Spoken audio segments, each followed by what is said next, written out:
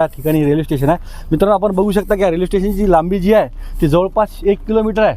म्हणजे जिथून ते रेल्वे स्टेशन जे सुरू झालं म्हणजे आपला जो प्लॅटफॉर्म सुरू झाला तर तो सुरुवातीलाच 1 किलोमीटरचा आहे.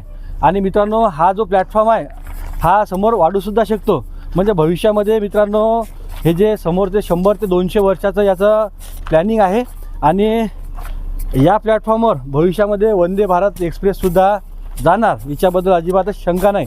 कारण की याचं जे विस्तारीकरण आणि याचं जे प्लॅटफॉर्मचं जे काम आहे की हे म्हणजे एका साध्या रेल्वे मार्गाचं नसून हा रेल्वे स्टेशन आणि हे जे प्लॅटफॉर्म जे आहे ते भविष्यातल्या 100 ते 200 वर्षाच्या ट्रॅफिकचा विचार करून केलेले आहेत.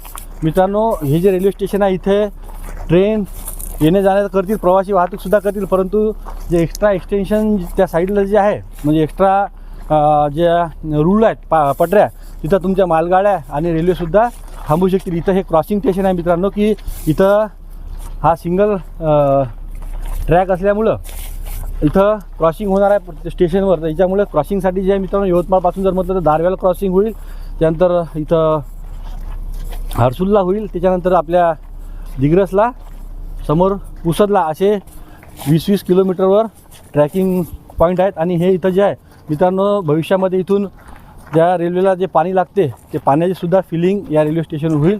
आता हे आपलं रेल्वे स्टेशन जे आहे जवळपास 1 किलोमीटरचं सध्याच आहे, भविष्यात एक्सटेन्शन होऊ शकते. आणि आम्ही कालच दाखवलं तुम्हाला की याचं इमारतीचं बांधकामसुद्धा प्रगतीपथावर आहे.